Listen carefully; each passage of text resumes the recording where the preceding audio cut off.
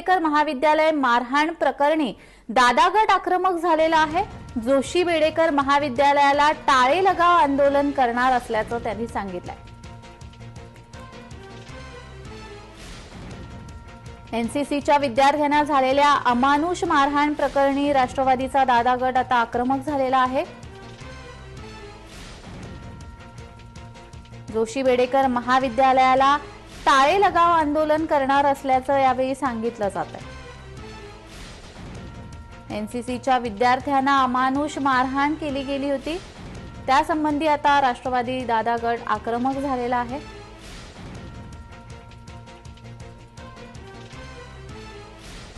जोशी बेडेकर महाविद्यालयाला टाळे लगाव आंदोलन करणार असल्याचं यावेळी सांगितलं जात आहे। दादा गटाकडून ही भूमिका घेतली गेली आहे। विद्यार्थ्यांना अमानुष मारहाण करण्यात आली होती।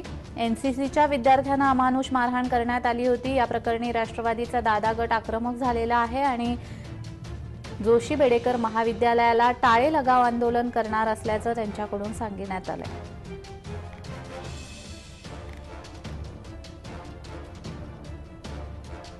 ठाण्यातील जोशी बेडेकर महाविद्यालय मारहाण प्रकरणी राष्ट्रवादीचा दादा गट आक्रमक झालेला आपण पाहतोय।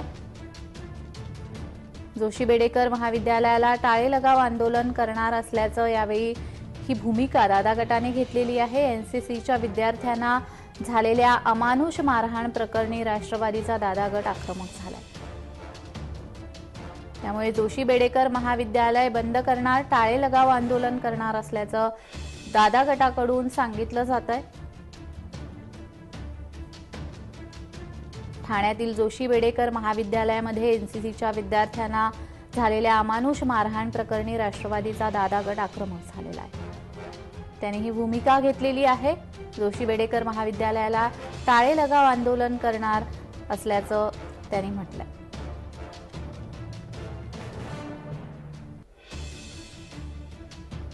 ठाण्यामधल्या जोशी बेडेकर महाविद्यालय मारहाण प्रकरणी राष्ट्रवादीचा दादा गट आक्रमक झालेला पाहायला मिळतोय।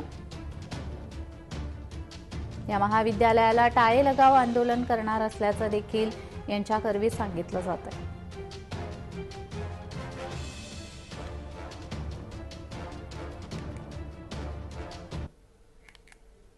काल संध्याकाळी सर्व न्यूज चॅनलमध्ये ज्या पद्धतीने एक व्हिडिओ व्हायरल झाला आणि माणूस विद्यार्थ्यांना म्हणजे तालिबानमध्ये ज्या पद्धतीने आपण बघत होतो आजपर्यंत की कुणाला मारहाण करणं किंवा कोणाचे मुंडके छाटणं अशाच प्रकारचा काही एकदम विकृतपणाने विद्यार्थ्यांना मारहाण करत होता, हे दृश्य आमच्या ठाण्यातलं आहे। याचे अतिशय खेद झाला आणि या घटनेची मी अतिशय तीव्र पद्धतीने मी निषेध करतो, निंदा करतो।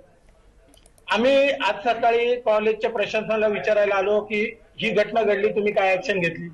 कॉलेजने आतापर्यंत याच्या मुख्याध्यापक उपमुख्याध्यापिका आहेत, त्यांनी सांगितलं की आम्ही आतापर्यंत साधी पोलिसांकडे तक्रार सुद्धा केली नाही। म्हणजे कॉलेजचं काय म्हणणं आहे आणि आम्हाला मिळालेल्या माहितीनुसार दोन वर्षापासून सिनियर विद्यार्थी चालवत आहेत, ज्यांचा या कॉलेजशी काही संबंध नाही। मग जर कॉलेजचा संबंध नसेल तर बाहेरचा त्रयस्थ व्यक्ती हा कॉलेजच्या आवारात येऊन पोरांना अशा पद्धतीने शिक्षा करत असताना जर प्रिन्सिपल लोकांना माहित नसेल किंवा कॉलेज प्रशासनाला माहित नसेल तर ज्याने मारहाण केली त्यांच्यावर तर गुन्हा दाखल झालाच पाहिजे, माणूस जबर मारहाणीचा आणि मुलांवरती अत्याचार केल्याचा।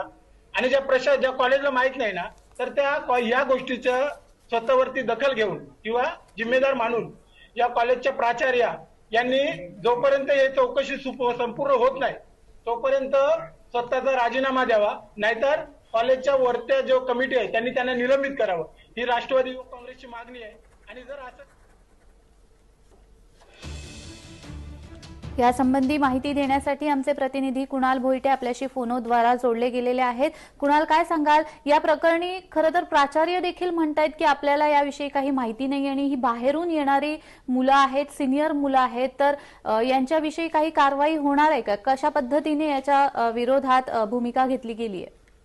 जान्हवी, एकंदरीतच जी काही व्हिडिओ व्हायरल झाली, जोशी बेडेकर महाविद्यालयातल्या एनसीसी विद्यार्थ्याला अमानुष मारहाण झाल्याची एक व्हिडिओ व्हायरल झाली होती आणि यानंतर सर्वच राजकीय स्तरातून या घटनेचा तीव्र निषेध व्यक्त केला जातोय। आज सकाळीच राष्ट्रवादी युवक काँग्रेसचे कार्यकर्ते आणि पदाधिकारी यांनी थेट कॉलेजमध्ये जात उपप्राचार्य असतील त्याचप्रमाणे प्राचार्यांना जाब विचारला आणि याच संपूर्ण जाब विचारण्यामध्ये एक नवीन खुलासा करण्यात आलेला आहे। ज्या उपप्राचार्यात त्यांनी असं सांगितलेलं आहे, हा जो मारहाण करणारा विद्यार्थी आहे हा जोशी बेडेकर कॉलेजचा नाहीये किंवा बांदोडकर कॉलेजचा नाहीये, तर हा डीएव्ही कॉलेजचा आहे।